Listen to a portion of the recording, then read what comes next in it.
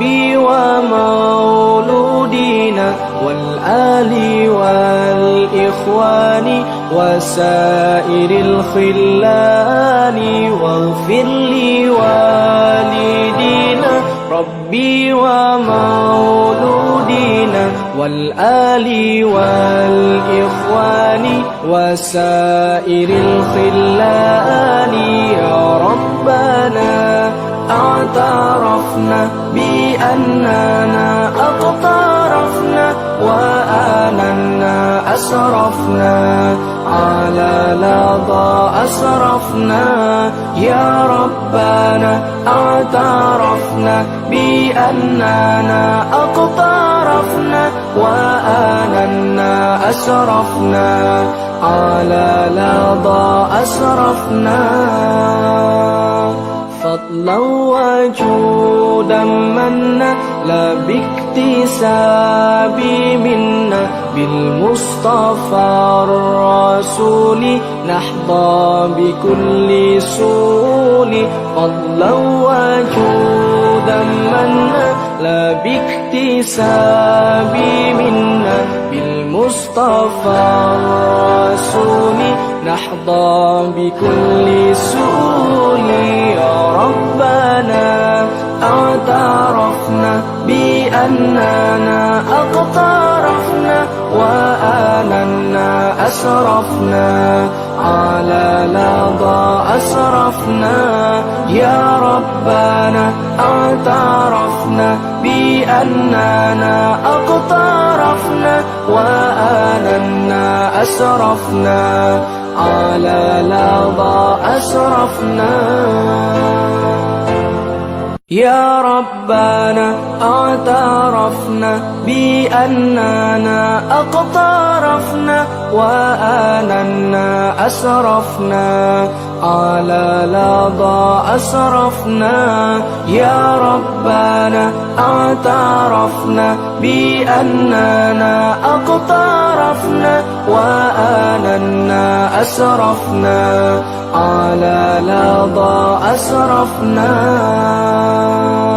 فتب علينا توبة تغسل لكل حوبة واستر لنا العورات وآمن الروعات فتب علينا توبة تغسل لكل حوبة واستر لنا العورات وآمن الروعات يا ربنا اعترفنا بأننا أقترفنا وآننا أسرفنا على لظى أسرفنا يا ربنا اعترفنا بأننا أقترفنا وآننا أسرفنا على لظى أسرفنا واغفر لي والدينا ربي ومولودينا والآل والإخوان وسائر الخلان واغفر لي والدينا ربي ومولودينا والآل والإخوان وسائر الخلان يا ربنا اعترفنا بأننا أقترفنا وآننا أسرفنا على لظى أسرفنا يا ربنا اعترفنا بأننا أقترفنا وآننا أسرفنا على لظى أسرفنا فضلا وجودا منا لا باكتساب منا بالمصطفى الرسول نحظى بكل سول فضلا وجودا منا لا باكتساب منا بالمصطفى الرسول نحظى بكل سول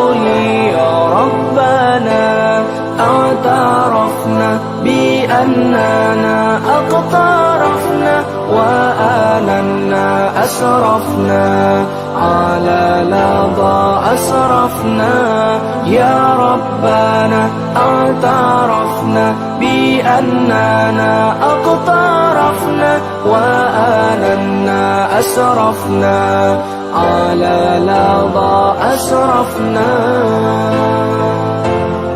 يا ربنا اعترفنا بأننا اقترفنا وآننا أسرفنا على لظى أسرفنا يا ربنا تغسل لكل حوبة واستر لنا العورات وآمن الروعات يا ربنا اعترفنا بأننا اقترفنا وآننا أسرفنا على لظى أسرفنا يا ربنا اعترفنا بأننا اقترفنا وآننا أسرفنا على لظى أسرفنا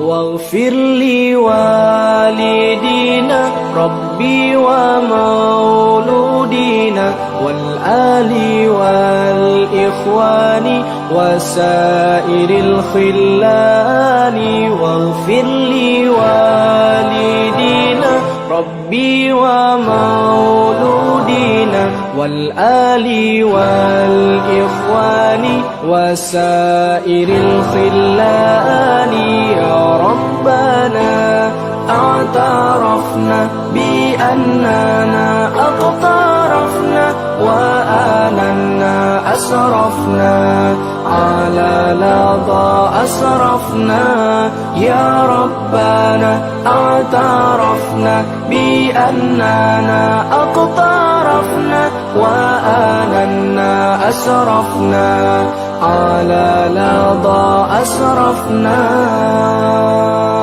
فضلا وجودا منا لا باكتساب منا بالمصطفى الرسول نحظى بكل سول فضلا وجودا منا لا باكتساب منا بالمصطفى الرسول نحظى بكل سول يا ربنا اعترفنا بأننا اقترفنا وآننا أسرفنا على لظى أسرفنا يا ربنا اعترفنا بأننا اقترفنا وآننا أسرفنا على لظى أسرفنا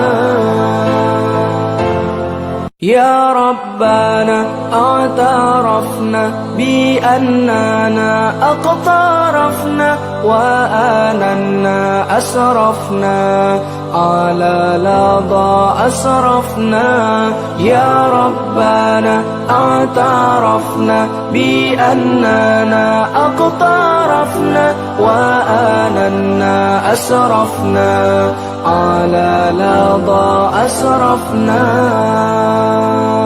فتب علينا توبة تغسل لكل حوبة واستر لنا العورات وآمن الروعات فتب علينا توبة تغسل لكل حوبة واستر لنا العورات وآمن الروعات يا ربنا اعترفنا بأننا اقترفنا وآننا أسرفنا على لظى أسرفنا يا ربنا اعترفنا بأننا اقترفنا وآننا أسرفنا على لظى أسرفنا واغفر لوالدينا ربي ربي ومولودينا والآل والإخوان وسائر الخلان واغفر لي والدينا ربي ومولودينا والآل والإخوان وسائر الخلان يا ربنا اعترفنا بأننا اقترفنا وآننا أسرفنا على لظى أسرفنا يا ربنا اعترفنا بأننا اقترفنا وآننا أسرفنا على. Assalamualaikum warahmatullahi taala wabarakatuh. Alhamdulillah rabbil alamin wassalatu wassalamu ala asyrafil anbiya wal mursalin wa ala alihi wa sahbihi ajma'in. Qala rabbi shrah li sadri wa yassir li amri wahlul 'uqdatam min lisani yafqahu qawli. Amma ba'd. Pertama-tamanya saya merakamkan jutaan terima kasih pada yang berbahagia Datuk Naib Chancellor Lieutenant General Datuk Hasagaya bin Abdullah, semua timbalan Naib Chancellor, penolong Naib Chancellor dan semua pengurusan universiti yang saya hormati, penonton, warga UPNM dan juga semua yang berada secara atas talian dalam Facebook rasmi Pusat Islam Universiti Pertahanan Nasional Malaysia. Alhamdulillah, panjat syukur kita kepada Allah supaya dapat baligna Ramadan, dapat temui bulan Ramadan ini. Alhamdulillah, dalam sesi kali ini saya ingin berkongsi dengan tuan-tuan semua adalah berkenaan dengan Badar Al-Kubra, perang Badar yang besar, bukti kekuatan muslimin. Jadi sebelum saya membawa tuan-tuan berkongsi dengan saya berkenaan dengan Badar Al-Kubra ini, jadi ingin saya ingatkan pada diri saya dan juga pada semua, kita masih belum menang dalam peperangan melawan COVID ini.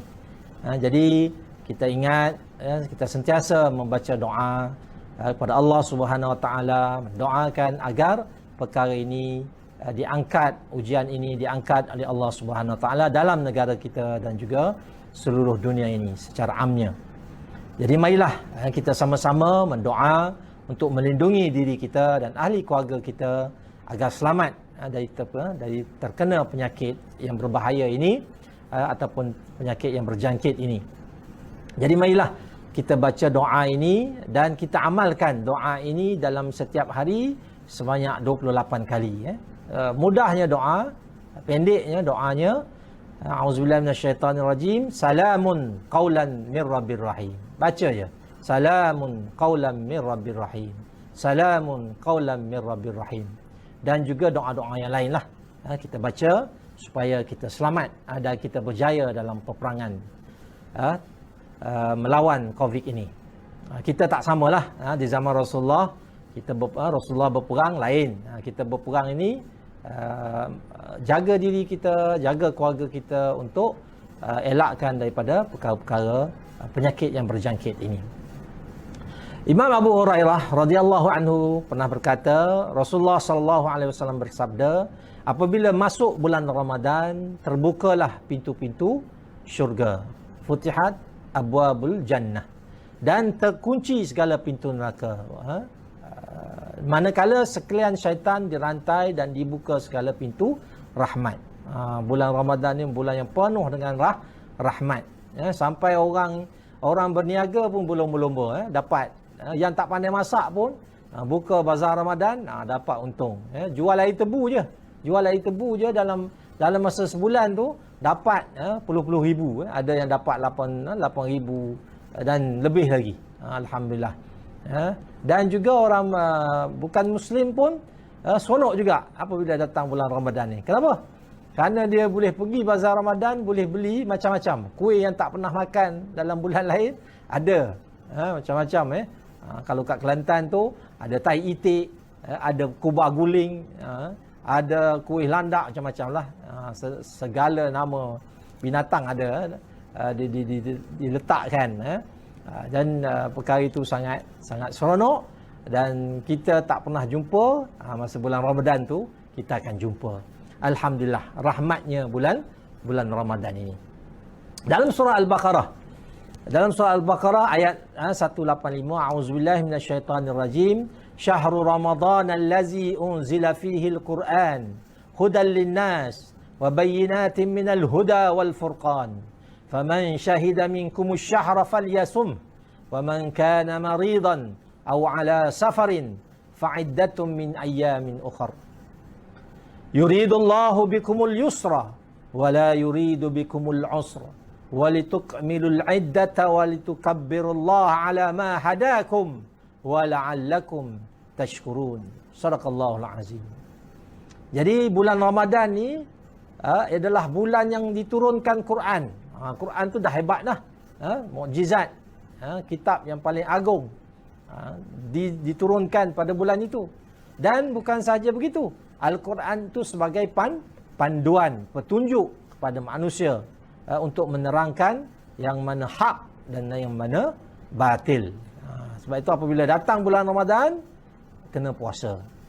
Kalau kita sakit ataupun kita pergi mengembara, melancong, kita boleh tunda ataupun tangguhlah, ataupun kita ganti puasa kita itu. Dan Allah bukan nak menyusahkan kita, Allah nak menyenangkan kita. Sebab itu setengah-setengah orang ni cerita-cerita masa sekolah dululah, masa saya mengajar di sekolah dulu, pelajar-pelajar ni sembahyang tak, tapi puasa dia tak tinggal. Sampai begitu sekali sebab dia kata puasa ni sebulan je, dan selepas puasa ni boleh beraya, kan, seronok beraya, kan. Jadi itulah yang paling seronok kita beraya ataupun kita meraihkan kejayaan kita berpuasa adalah kita takbir kepada Allah. Takbir pada malam hari raya tu. Maksudnya esok hari raya maghrib tu kita dah boleh raya dah. Aidilfitri tapi budaya kita lain. Budaya kita selepas orang sembahyang hari raya baru nak pergi menziarah, baru nak pergi beraya, sebulan beraya, kan. Tapi dari sudut konsep yang benar, yang betul dalam Islam, hari raya Aidilfitri adalah bermula pada malam maghrib. Selepas maghrib tu itulah hari raya, dan habisnya adalah selepas orang bagi salam. Assalamualaikum, hari raya, semayang hari raya tu dah habis lah, tak boleh takbir dah. Itu konsep hari raya Aidilfitri. Dan hari raya Aidil Adha lain lah, dia panjang lagi harinya. Sebab itu umat Islam ini, umat Nabi Muhammad SAW ini berbeza, sangat berbeza dengan kaum-kaum yang terdahulu, umat-umat terdahulu. Siapa? Umat Nabi Adam, Nabi Nuh, Ibrahim, Nabi Musa, Nabi Isa, lain-lain. Semua kalau zaman dulu, zaman Nabi Adam tu umurnya panjang, dia tinggi dia tu 60-70 hasta tinggi, macam KLCC tu. Badan dia antara kanan dan kiri ni lebih kurang 7 hasta, besarnya. Tapi ibadatnya banyak. Contohnya umat Nabi Musa, dia sembahyang, dia puasa, dia sembahyang tu lebih berganda daripada kita. Fizikalnya yang kuat. Nabi Musa, kan, kita dengar dia tampan mati orang. Dia ahli gusti. Nabi Musa ni ahli gusti, kuat. Dan balasan yang Allah beri kepada umat zaman dulu dia tak banyak. Buat baik satu pahala, buat baik satu pahala, macam tu. Kita tak. Kita Allah berganda-gandakan lagi. Kemudian ganjaran pahala ataupun balasan Allah terus bagi cash. Terus bagi cash. Silap je terus datang katak, datang angin, datang burung, datang lipan, datang cengkerik, belalang, darah, macam-macam di zaman Bani Israel yang kita baca dalam Al-Quran. Masya-Allah. Nabi kaum ataupun umat Nabi Muhammad sallallahu alaihi wasallam ini Rasul baik hati, dia minta tangguh. Dia minta tangguh, jangan lagi dikenakan bala kepada kita secara cash. Mungkin kita insaf dan diberi peluang, kita bertaubat dan sebagainya. Dan antara keistimewaan yang Allah bagi kepada umat ini, umat Nabi Muhammad ini, umat kita lah. Kita adalah bulan Ramadan. Bulan Ramadan, bulan yang kita tunggu-tunggu. Jadi kalau orang ataupun keluarga kita minta jauh lah, ada yang bersikap, datang Ramadan aku tension lah, aku gastrik ya, bulan Ramadan tak tiba je gastrik, time bulan lain tak ada, kan. Jadi itu kita tolong dakwah dia balik, cerita balik baik-baik. Sebenarnya Ramadan ini bulan yang sangat banyak manfaatnya, faedahnya, dan memberi kekuatan kepada kita, insya-Allah. Sebab itu dalam bulan Ramadan ini Allah nak uji umat dia. Allah suruh berperang. Allahu Akbar. Kita, anak-anak kita nak suruh berpuasa, kan? Dalam bulan Ramadan nak suruh ambil pinggan basuh. Macam-macam alasan.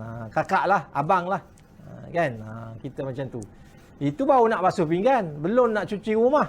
Kan? Hari Minggu cuci rumah, nak raya. Allah. Moyok semua, kan? Ini Allah suruh berperang. Masya Allah Akbar. Kan? Kita pun sama juga ni, kan? Nak berperang bulan Ramadan ni, berperang daripada Covid, tak boleh balik kampung. Itu pun berkelahi suami isteri. Abang, kenapa tak balik kampung? Kan? Hari raya, keluarga dah tunggu. Itu pun perang juga tu, kan? Jadi perang besar keluarga kita, kan? Jadi tolong kita sama-sama buat yang terbaik untuk keluarga kita dan sebagainya. Jadi saya kembali kepada ceramah saya pada hari ini, ialah nak melihat kepada perang Badar ini, perang Al-Kubra, perang yang pertama dalam Islam. Sebelum ni adalah peperangan yang kecil-kecil tu, ini perang yang besar. Sebab itu dalam perang Badar ini kita banyak mendapat fadilatnya, konsepnya, kita boleh belajar banyak dalam peperangan Badar ini. Jadi kalau kita lihat sebelum perang Badar ini berlaku, Nabi Muhammad SAW sentiasa disakiti. Nabi Muhammad dia orang Islam tak ramai lagi di Mekah tu.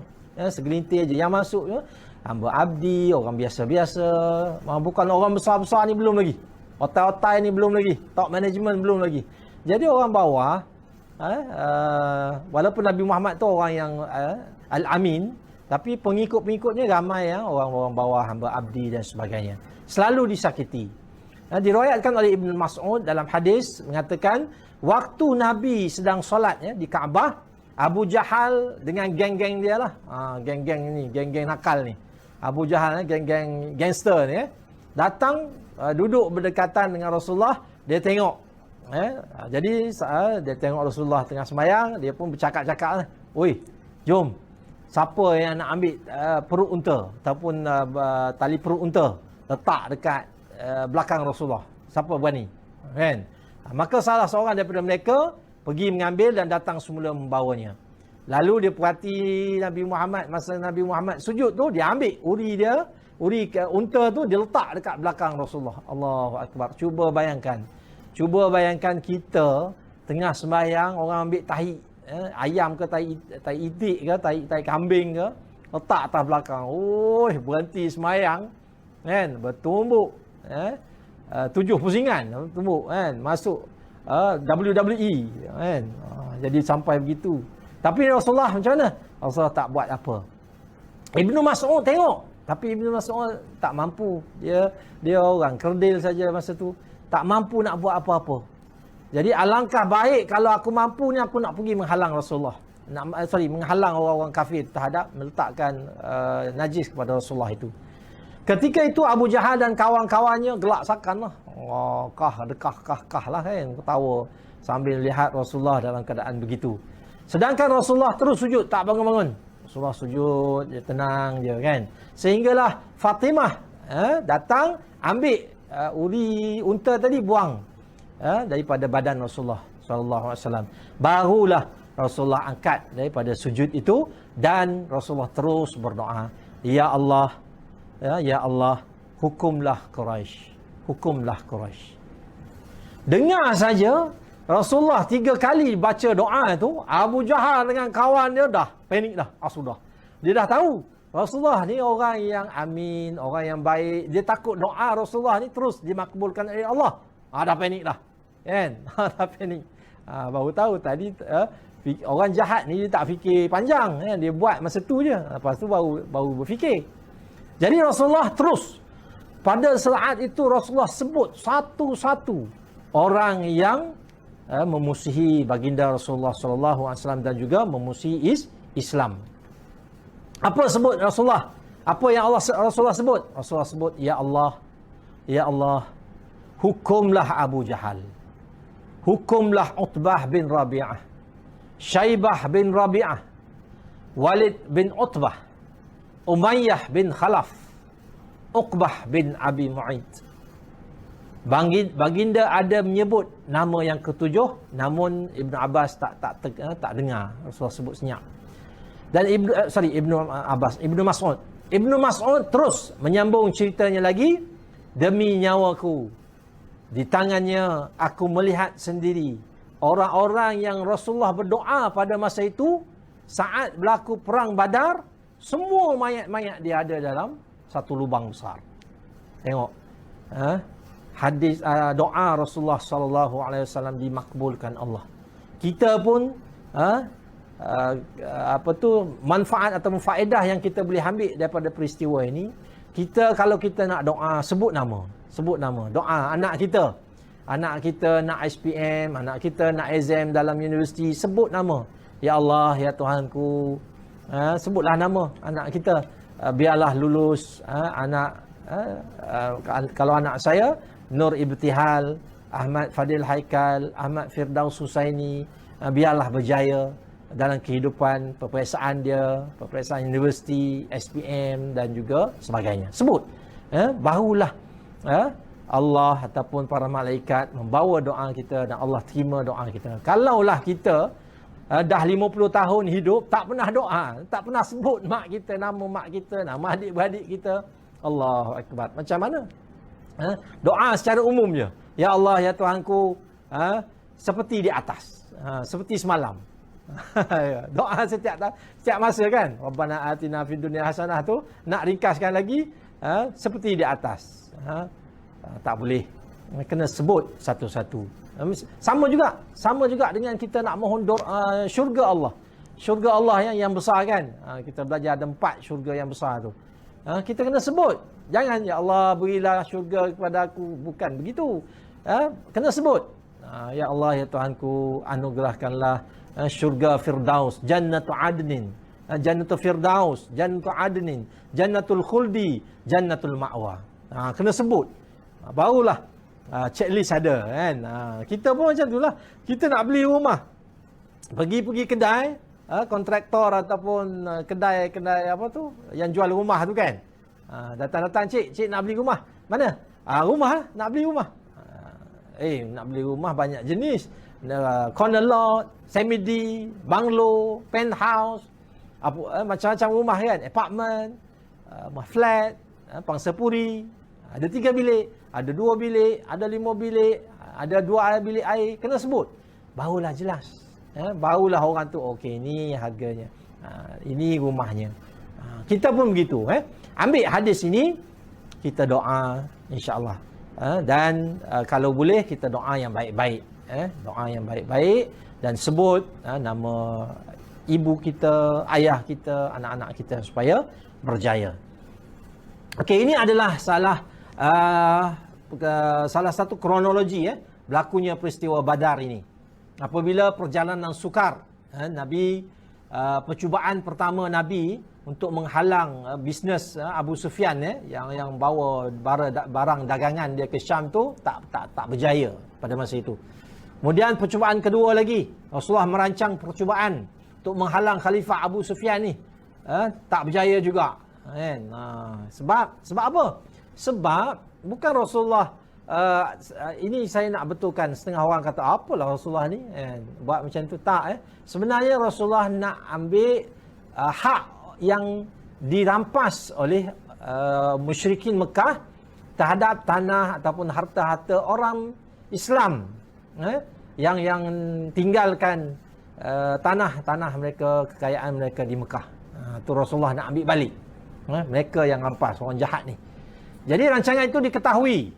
Okey, ada juga pakar risik dia. Orang yang perisik dia tu hebat juga, dia tahu. Maka Abu Sufyan terus minta bantuan dari Mekah. Jadi terus datang bantuan dia. Dia telefon, Roger, come. Jadi datang terus dipimpin oleh Abu Jahal pada masa itulah, pergi ke Mekah. Jadi itu rentetan kronologi secara ringkas. Cuma saya nak maklumkan kepada para penonton sekalian, kalaulah tuan-tuan boleh ada dalam setiap rumah tu satu buku, ini buku saya nak minta tuan-tuan belilah, Ensiklopedia Perang Rasulullah.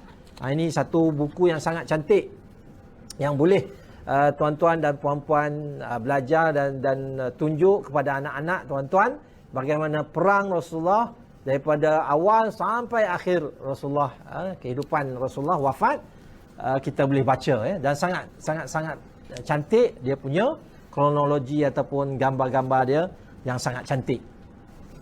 Okey, terus ini adalah antara pakaian perang tentera muslimin pada masa itu. Ini saya ambil daripada buku ni lah, supaya kita boleh tengok dan kita boleh ajar kepada anak-anak kita. Kita sendiri pun tengok bagaimana topi yang dipakai oleh tentera Islam pada masa itu. Walaupun kelengkapan tak banyak, tak banyak. Okey, dan topi Rasulullah ada dua topi Rasulullah sallallahu alaihi wasallam, al-muwashshah dan al-sabugh. Rasulullah ni hebatnya, dia ada nilai penyayang itu sangat tinggi. Allahu akbar. Rasulullah ni al-latif, dia penyayang, lemah lembut. Setiap benda yang Rasulullah ada miliknya, Rasulullah beri nama. Beri nama. Contohnya kalau handphone kita kan, kita bagi nama handphone kita. Kalau kita ada kereta kita Wish, contohnya Toyota Wish warna merah, kita bagi nama Toyota kita Reddish Wish, contoh. Supaya benda tu memang tak hidup, tapi benda tu kita rasa macam link baik dengan kita kan. Rasulullah semua, kuda dia ada nama dia, pinggan ini dipakai oleh Nabi Daud ketika membunuh Jalut. Dia harta baju tu dibawa ke turun temurun lah, sampai begitu dan itu adalah satu riwayat lah yang menyatakan perkara itu. Kemudian ada pelapik tangan, pelapik lengan, kalau musuh datang kita tahan. Jadi itu sangat bersedianya orang Islam buat baju-baju besi ini, baju besi ini. Dan diriwayatkan daripada As-Sa'ib bin Yazid, katanya bahawa Rasulullah sallallahu alaihi wasallam pada peperangan Uhud memakai 2 lapis baju besi. Satu daripadanya melapisi baju besi satu lagi. Itu di zaman perang Uhud lah. Dia dah ada baju 2 itu. Okey. Ini adalah lakaran lah, lakaran. Okey. Pada masa 17 Ramadan itu, berlakunya perang Badar, lokasinya di Badar itu, Nabi Muhammad sallallahu alaihi wasallam telah mengumpulkan 313 orang sahabat. Baginda terus menghantar Talhah bin Ubaidillah, Sa'id bin Zaid untuk jadi perisik. Nak merisik dulu, pergi tengok.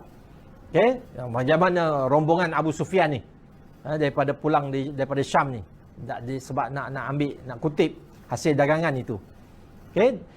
Dan dikatakan hasil dagangan Abu Sufyan pada itu sangat lumayan. Pada peringkat awal Rasulullah buat tak berjaya, mereka bawa sikit je. Ini dah banyak. Pada masa itu dikatakan diambil daripada pedagang Quraisy ke Syam tu nilainya lebih kurang 50 dinar. Tuan-tuan dan puan-puan, 50 dinar ni lebih kurang kita lah, kalau kita kira ringgit Malaysia kan, lebih kurang 40,800 ringgit lah. Oi, banyak tu, 40,000 kan. 40,000 dah boleh beli MyV tu kan, bayar cash.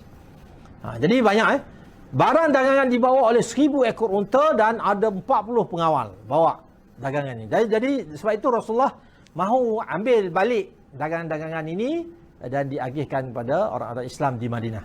Hakikatnya sebahagian besar barangan tersebut adalah harta benda sahabat-sahabat Rasulullah SAW semasa baginda dan sahabat tinggal di Mekah dulu.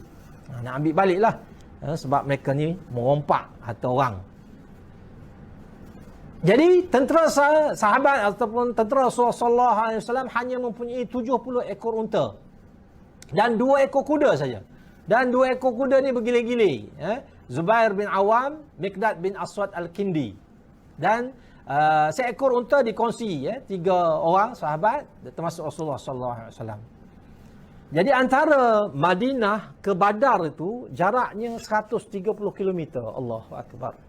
Jauhnya jalan kaki, naik unta bergilir-gilir. Kita, Allahu Akbar, kita nak berjalan kan, nak balik kampung lah. Kalau saya nak balik kampung kan, lebih kurang jauh lagi kan, jauh 500 km lebih kan. Itu pun kita bersedia macam-macam kan, makanan lah, air lah, tengok kereta, servis kereta, macam-macam kan. Itu kereta ada aircon kan, lepas tu aircon rosak pula, mengamuk orang dalam kereta kan, panas. Bayangkan Rasulullah SAW. Kita kena beritahu anak-anak kita betapa susahnya. Ini kekasih Allah. Kita apa kan? Kita dengan Allah ni, kita di sisi Allah kita tak tahu macam mana kan. Jadi kita mohon supaya kita tiru perjuangan Rasulullah SAW ini. Telah sampai berita sekatan yang ingin dilakukan oleh Nabi daripada pihak musyrikin. Abu Sufyan terus hantar laporan. Dia roja terus minta bantuan daripada Mekah. Tapi menyuruh mereka berpatah balik kerana mereka berjaya melepaskan diri daripada sekatan. Dia cilok terlepas. Abu Jahal, Abu Sufyan ni pandai juga kan. Terus tapi Abu Jahal nak datang juga. Kan? Dia nak datang. Dia dah marah ni nak datang juga. Abu Sufyan terbaliklah. Kan? Abu Sufyan ni dia penakut sikit. Kan? Takut mati. Awal dululah. Jadi laporan keberangkatan tentera Mekah telah sampai ke Rasulullah SAW di Rauha. Baginda terus mesyuarat. Ini kita ambil contoh contoh Rasulullah SAW ni bagaimana Rasulullah mengambil kita panggil pendekatan apa saja yang besar ni kita perlu bermesyuarat. Sama jugalah saya dekat Universiti Pertahanan sentiasa mesyuarat apa saja yang berkaitan dengan data, dengan KPI, dengan macam-macam lah kan. Kita mesyuarat dulu sebelum bentang dekat yang berbahagia Datuk TNCA dan terus kepada Datuk yang berbahagia Datuk Naib Chancellor. Jadi mesyuarat itu penting untuk membuat apakah keputusan kita yang terbaik. Jadi majoriti mereka terdiri daripada golongan Ansar yang bersetuju untuk mempertahankan Nabi, berjuang, bukan untuk berperang bersama Rasulullah SAW. Pada akhirnya mereka bersetuju untuk meneruskan perjuangan dan Abu Lubabah dilantik menjadi pemangku presiden di Madinah. Timbalan naib chancellor lah kan. Jadi jaga dekat Madinah tu. Walaupun para sahabat perlu mengharungi detik-getir pada hari keesokannya, pada malam itu mereka rasa relax, tenang. Allah. Kalau kita kan esok nak audit, malam ni macam-macam kita dah beritahu staf kita. Sampai pensan staf kita. Allahu Akbar kan. Risaunya kita. Tapi tentera Islam tenang, relax. Allah turunkan macam tidur nyenyak. Allah suruh relax lah. Sebab apabila kita tidur, kita punya tenaga kembali sihat, kembali sihat lah. Tapi di sebelah pihak musuh lain, hujan turun macam-macam kan. Kelang kabut mereka. Kelang kabut. Sebab itu penting perkara ini. Ini saya dah sentuh tadi. Okey, malam peperangan yang tenang tadi di pihak orang Islam tenang, tidur, relax kan. Pihak sahabat di sebelah di sebelah sana risau kan, dan sebagainya. Okey, kemudian munajat Nabi dan di masa Badar itu Rasulullah tetap berdoa kepada Allah Subhanahu Wa Taala supaya diturunkan pertolongan. Ini kita boleh ambil sejarah ini ataupun pengajaran ini. Apa saja yang kita buat, kita doa dan tawakal. Paling akhir kita tawakal. Rasulullah sallallahu alaihi wasallam, ya Allah, berdoa, ya Allah, di manakah pertolonganmu? Ya Allah, penuhilah apa yang engkau janji kepadaku. Seandainya pasukan Islam ini hancur, engkau tidak akan disembah lagi di dunia ini selamanya. Sampai begitu. Ini hadis riwayat Imam Ahmad. Kalau 313 ni mati saat ini, habis dah. Islam tak ada lagi dah di dunia ini. Sampai saat itu. Kemudian, apabila berlaku peperangan, biasanya ada perang tanding kita panggil. One to one. Perang tanding ini kan. One to one. Peperangan. Kita nak tengok kehebatan. Dan sebelum peperangan bermula, kita akan ada peperangan. Ini cara perang Rasulullah SAW dululah. Okay. Jadi dalam surah Al-Anfal, dinyatakan tentang peristiwa ini, yang sebagaimana yang saya beritahu tadi, Allah turunkan rasa mengantuk dan keamanan kepada orang-orang Islam. Dia turun hujan dari langit, dia boleh mandi dan sebagainya, menghapuskan gangguan syaitan, menguatkan hati dan meneguhkan kaki-kaki kita supaya kita tidak lari daripada medan peperangan. Jadi apabila mula berlaku peperangan itu, berlakulah perang tanding tadi, sebagaimana yang saya sebut tadi. Hamzah bin Abu Muttalib, Ali bin Abu Talib dan Ubaidah bin Haris bin Muttalib. Tiga lawan tiga. Kan? Orang kafir, Utbah bin Rabi'ah, Syaibah bin Rabi'ah, Walid bin Utbah. Ni hebat-hebat juga ni. Kan? Berperang. Hamzah dan Ali ni orang hebat, kan? Dapat kalahkan musuh dia. Manakala Utbah, Ubaidah dan Walid masing-masing seri, cedera parah. Namun Hamzah dan Ali datang membantu dan membunuh Walid. Dan ketiga-tiga itu, dan peristiwa itu menyebabkan orang Islam menang. Okey. Biarpun tentera musuh ramai, berdasarkan anggaran Nabi, setelah Rasulullah dapat risikan itu, maka dikatakan pihak musuh ni setiap hari 9 hingga 10 ekor unta disembelih untuk makan. Jadi calculate lah. Nabi ni pakar matematik kan. Calculus, matematik tambahan. Kira-kira jumlah lebih kurang 900 hingga 1000 orang lah. Namun di mata orang Islam tengok macam kecil-kecil je kan. Kecil-kecil je. Macam nak jentik-jentik je kan. Ini diceritakan oleh Ibnu Mas'ud. Semasa di Badar, mereka kelihatan sedikit di mata kami. Sehingga aku bertanya kepada sahabatku di sebelah, kamu tengok berapa orang tu? Orang musuh tu. Kan? 70 orang. Temanku kata, dalam 100 je tu. Kan? Sehingga kan kemudian kami menanyakan salah seorang musuh yang nak kena bunuh tu kan, nak kena tangkap tu, tanya, berapa orang kau? 1000. Jadi terkejut. Terkejut. Itulah berkatnya. Dalam surah Al-Anfal juga Allah sebut, dan ketika kami memperlihatkan mereka di mata kamu sedikit saja semasa kamu berperang itu. Kecil je kan. Jumlahnya sedikit. Kerana Allah berkehendak melaksanakan sesuatu urusan yang harus dilaksanakan. Hanya kepada Allah segala urusan dikembalikan. Ini jelas yang menunjukkan bahawa orang Islam itu rasa kuat, rasa hebat. Apatah lagi diturunkan wahyu, diturunkan bukan wahyu lah, diturunkan pertolongan, tentera langit datang membantu, ataupun malaikat turun, patahkan tengkuk dan sebagainya. Sehingga kan Ibn Abbas menceritakan ada seorang tentera muslimin gigih mengejar seorang tentera musyrikin, di depannya tiba-tiba terdengar ada libasan cemeti daripada arah atas, pam, kan? Sampai begitu. Allahu Akbar. Jadi kita begitulah. Kalau kita niat yang betul, kita mahu laksanakan sesuatu kerja yang betul, Allah akan bagi. Allah bagi ruang pertolongan itu. Kita jangan mengeluh, jangan banyak kerja lah bos, banyak kerja lah tak sempat nak buat. No. Jangan mengeluh. Kita doa kepada Allah, ya Allah, permudahkan. Allahumma yassir wala tu'assir ya karim. Mudahkan kerja kita, Banyak kerja ke, musuh banyak ke, senang je kita buat. Senang je. Allah tunjuk cara. Sebab itu kita sentiasa doa kepada Allah. Ketika kamu memohon pertolongan kepada Tuhan kamu, lalu dia memperkenankan permohonanmu, sesungguhnya Allah membantumu dengan 1000 tentera malaikat yang datang berturut-turut. Surah Al-Anfal ayat 9. Okey, ini jelas bi alfin minal malaikah minal malaikati murdifin. Malaikat yang datang tolong. Oh, hebat ni.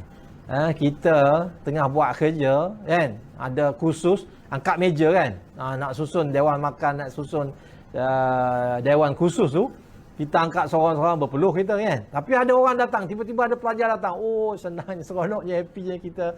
Ada orang tolong letakkan alas meja dan sebagainya. Oh, seronok kita, happy kita. Begitulah para tentera Islam dapat melihat malaikat ataupun kuasa lain yang datang menolong. Allahu Akbar. Ada sebagai satu tentera tambahan, satu bantuan tambahan kepada kita. Ini pun sama dalam surah Ali Imran ayat 123 hingga 125 menyatakan tentang bantuan Allah kepada orang Islam. Oleh sebab itu Abu Jahal pada masa itu kelang kabutlah, berada di tengah-tengah peperangan itu, dia dah panik. Dia dah panik. Sedangkan dirinya sentiasa diperhatikan oleh dua orang anak muda yang nak bunuh dia. Dia ni dah dewasa kan. Jadi Abdul Rahman bin Auf, sedang aku berdiri dalam barisan semasa perang Badar, tiba-tiba kiri dan kananku didatangi dua orang anak muda daripada Ansar, muda lagi umur mereka. Kamu berangan kalau aku muda seperti mereka. Salah seorangnya mendekati dan bertanya, Pak Cik, kenalkah Abu Jahal? Ya, aku kenal. Kan, sampai begitulah. Jadi kedua-dua anak muda ini, Muaz bin Afra dan Muaz bin Amru bin Al-Jumah, mereka digelar dua Muaz yang membunuh Abu Jahal. Seorang pancung kepala Abu Jahal, seorang lagi menikam perutnya dengan pedang. Hadis riwayat Imam Bukhari dan Imam Muslim. Anak muda, wahai anak muda, kamu sangat bagus. Kalau kamu seorang yang hebat, kamulah yang membina negara ini. Kalau kamu hancur, hancurlah dunia ataupun hancurlah negara. Sebab itu orang barat dia ingin memusnahkan orang Islam, senang aja. Dia hancurkan orang perempuan, anak muda habis. Hancurlah. Sebab itu kita orang muda, kamu di bahu kamu terbeban banyak amanah yang kamu perlu pikul. Jangan duduk leka dengan handphone je. Handphone tak boleh bawa ke mana kan. Kamu kena fikir yang lebih besar. Sebab itu kemenangan yang besar dicapai setelah 2 jam bertarung. Oh, 2 jam, Allahu Akbar. 2 jam berperang, masya-Allah. Kita mesyuarat 30 minit pun dah sakit belakang dah kan. Dah risau, dah tengok jam lah. Jadi itulah kita dengan orang-orang ataupun sahabat-sahabat di zaman dulu. Ramai orang musyrikin lari bertepiaran, kalah kan. 14 tentera muslimin syahid, 6 daripada muhajirin dan 8 daripada ansar. Kesemua mereka terus disemadikan di medan peperangan Badar itu. Dan tentera musyrikin pula 70 orang terkorban. Banyakkannya otai-otai, orang besar-besar kan. Dan mereka dikuburkan di dalam satu lubang lah. Jadi itulah kehebatan dan kemenangan yang terus menguatkan Islam di Madinah. Dan berita ini sampai ke Madinah terus. Orang sampai ke Madinah. Dan seronok je lah, happy kan. Sesungguhnya kemenangan diperolehi, tapi sebaliknya Allah tengok, Allah nak uji Allah nak uji kekasih dia Nabi Muhammad. Sama dengan kita, time kita seronok ni, sebab apa? Audit bersih. Oh, happy dah, audit bersih. Dapat. Tiba-tiba datang pula benda lain. Allah kan, stres kita kan, sedih kita kan. Jadi itu adalah lumrah. Kita ambil sejarah Nabi ini bagaimana dengan ambil contoh.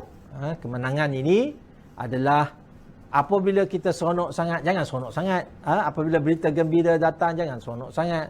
Mungkin ada berita kesedihan yang datang. Sama juga dengan sirah Rasulullah SAW ni, dengan seronok, happy-nya, subhanallah, menang peperangan yang pertama ini.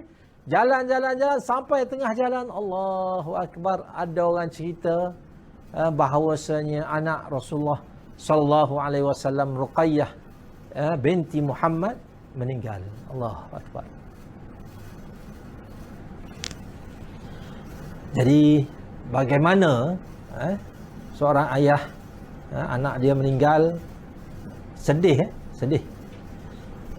Rasulullah sallallahu alaihi wasallam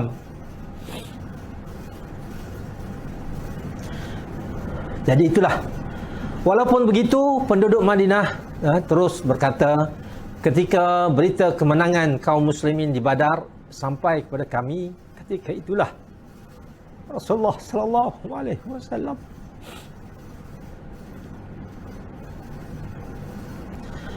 meratakan tanah perkuburan anaknya di tanah perkuburan Baqi'.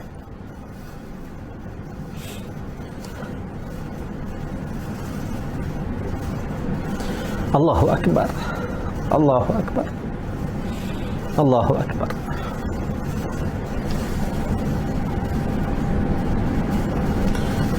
Sidang hadirin dan hadirat sekalian, itulah Rasulullah sallallahu alaihi wasallam yang kita sayangi. Jadi marilah sejarah besar Badar Al-Kubra ini kita jadikan satu pengalaman hidup kita supaya kita kuat, dan dengan sejarah perang Badar ini dapat melonjak kekuatan kita sebagai umat Islam, supaya kita lihat strategi peperangan Rasulullah dan juga bagaimana Rasulullah memimpin perang ini, seorang jeneral yang hebat ini boleh membawa kemenangan di akhirnya. Itulah, ini adalah kronologi yang saya bawa untuk dikongsi bagaimana Abu Sufyan terlepas tak terbunuh kan, dan rupa-rupanya Allah nak bagi Islam kepada dia kan. Jadi itulah, dan kita boleh lihat semangat Ansar, bagaimana dia dah berjanji dengan Rasulullah, dia pun turun padang nak berperang. Kemudian peperangan pertempuran yang sengit, keunggulan dua Muaz, dua orang pemuda yang hebat ini, dan juga kematian Abu Jahal pada masa itu, dan bagaimana perang tanding antara general Islam dengan general orang musyrikin dengan teknik yang hebat. Kemudian dengan turunnya tentera langit, malaikat itu, dan itulah akhirnya kaum-kaum muslimin terus bertempiaran lagi. Okey, ini adalah perbandingan. Kita tengok perbandingan antara tentera muslimin dan tentera musyrikin. Panglima pada masa itu adalah Nabi Muhammad Rasulullah sallallahu alaihi wasallam. Musyrikin pula kita lihat panglimanya adalah Abu Jahal. Kenderaan perang unta orang musyrikin 600 ekor unta. Tengok perbandingan yang sangat jauh. Sebab itu orang kafir ni, orang musyrikin dan sebagainya, dia takut kalau umat Islam bersatu lawan memang. Dan negara-negara orang Islam ni Allah dah bagi rezeki banyak rezeki yang berada di dalam negara orang Islam. Minyak, apa lagi, arang batu, biji besi, semua ada dalam negara orang Islam. Tapi kalau orang Islam bersatu, Allahu Akbar, menang kita. Tapi sekarang masalahnya orang Islam berpecah belah, sesama kita berpecah, isu sikit je dah berkelahi, nak tunjuk pandai dan sebagainya. Jadi itu kita cuba elakkan, jangan kita kuatkan orang Islam, supaya orang Islam boleh bantu semua, rahmatan lil alamin. Orang Islam ni kalau dia berada di sebagai kepimpinan, dia akan bantu pada semua orang, tak kira bangsa mana yang mana, yang tak kira lah orang Islam ke orang bukan Islam, dia akan bantu. Itu konsep yang diajar dalam ajaran agama kita. Dan yang terkorban orang Islam 14 orang sahaja sebagai syuhada. Tapi orang mati kalau kita bahasa kasar lah, mati katak lah kan, mati katak di kalangan orang musyrikin 70 orang. Dan pemangku Presiden Madinah pada masa itu adalah Abu Lubabah, Bashir bin Abdul Munzir. Dan ingat yang membawa panji peperangan, bendera peperangan pada masa itu seorang pemuda yang hebat, iaitulah Ali bin Abi Talib. Ini anak muda yang hebat ni. Dia berani, dia sanggup, masa hijrah pun sanggup tidur atas katil Rasulullah. Dia dah tahu dah, dia tidur situ confirm mati, confirm kan. Tapi yakin, dia duduk situ, dia tahu kalau dia dibunuh dia adalah syahid. Dan pembawa panji Muhajirin Sayyidina Ali, pembawa panji Al-Ansar Sa'ad bin Mu'az. Dia ada dua lah, sebab dua Aus kan, Aus dan Khazraj itu dia ada dalam tu Ansar dan juga Muhajirin. Dan pembawa panji utama Mus'ab bin Umair. Yang besar, bendera besar tu, panji-panji kan. Kalau tentera ni dia ada panji, kalau baris kan dia ada panji yang tengah tu. Kena lalu dekat situ, kena tabik hormat. Dan semua ada ditulis kat situ orang-orang yang terkorban kan. Saya difahamlah begitu kan. Jadi itu kita boleh buat perbandingan bagaimana tentera muslimin dengan tentera musyrikin dalam berlawan dalam peperangan Badar ini, dalam Al-Badr Al-Kubra, dalam peperangan Badar yang besar ini. Memang kalau logik akal lah, kalau kita fikir matematik lah, memang confirm kalah lah kan. Orang Islam ni kan confirm kalah lah. 313 lawan 1000 kan.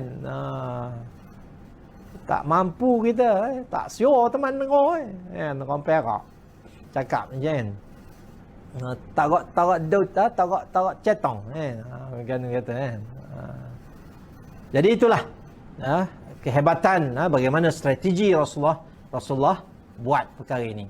Ini adalah sahabat-sahabat Rasulullah sallallahu alaihi wasallam yang tidak ada kesempatan semasa perang Badar ini.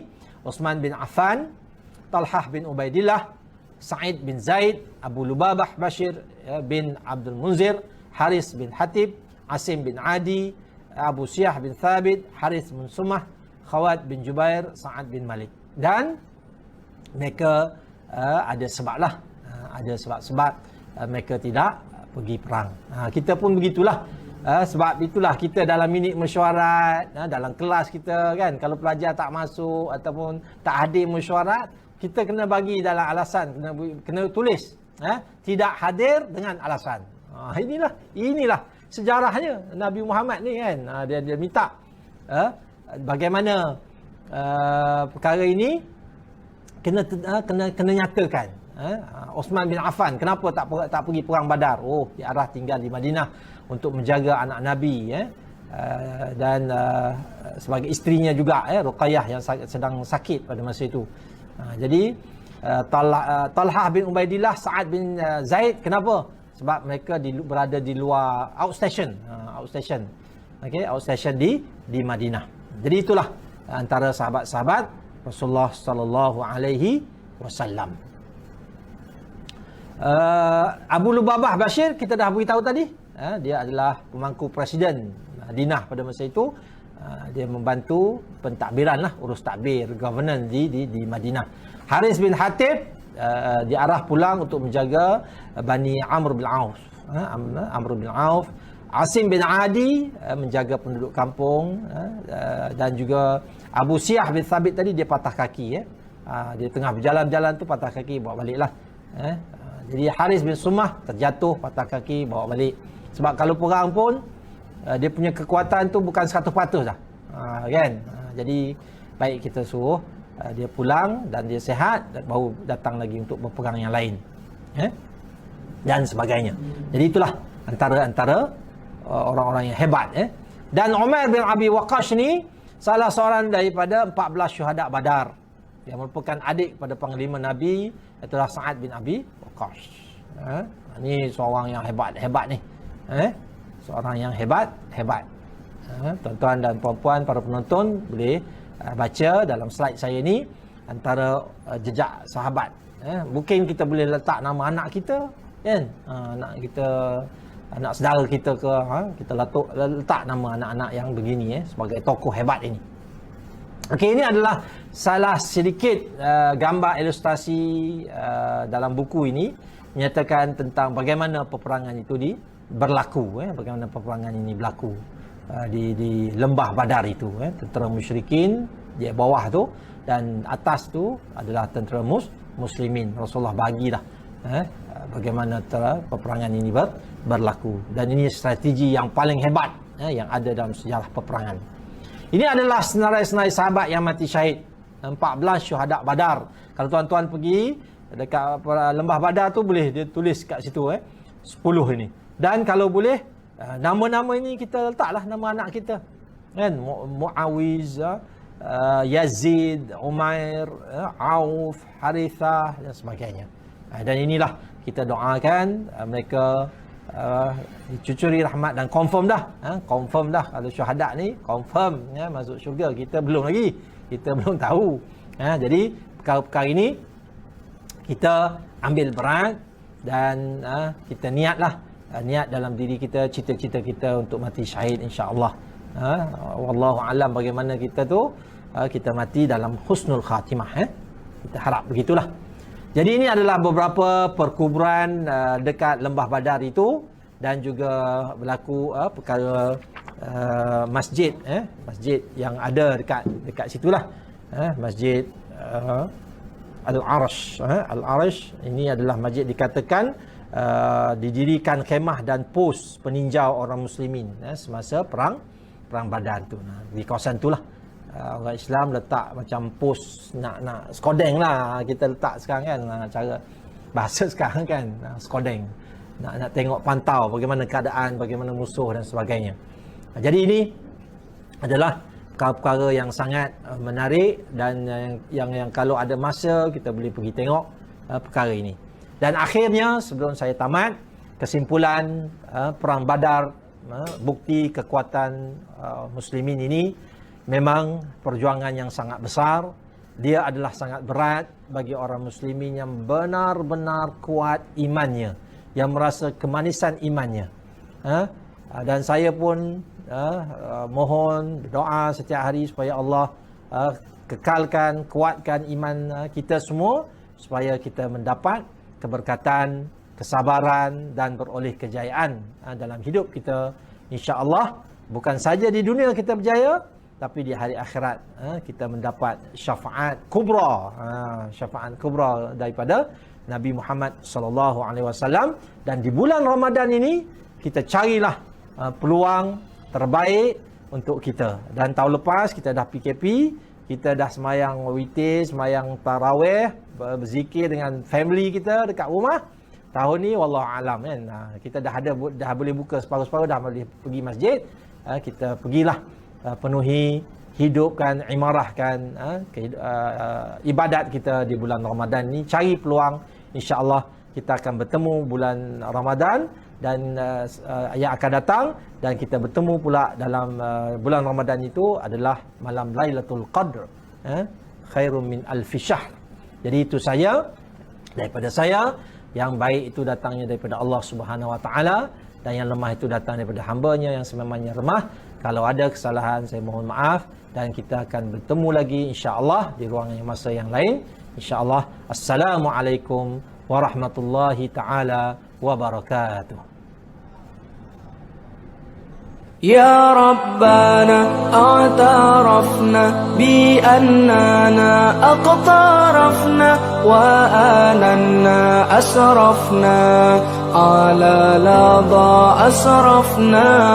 يا ربنا اعترفنا بأننا أقترفنا وآننا أسرفنا على لظى أسرفنا. فتب علينا توبة تغسل لكل حوبة واستر لنا العورات وآمن الروعات. فتب علينا توبة تغسل لكل حوبة واستر لنا العورات وآمن الروعات.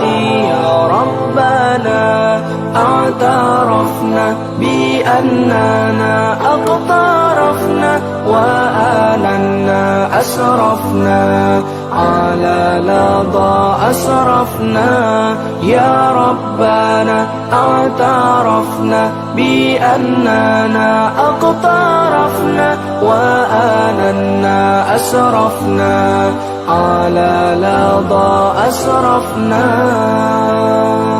واغفر لوالدينا ربي ومولودينا والآل والإخوان وسائر الخلان واغفر لوالدينا ربي ومولودينا والآل والإخوان وسائر الخلان يا ربنا اعترفنا بأننا أقترفنا وآننا أسرفنا على لظى أسرفنا يا ربنا اعترفنا بأننا أقترفنا وآننا أسرفنا على لظى أسرفنا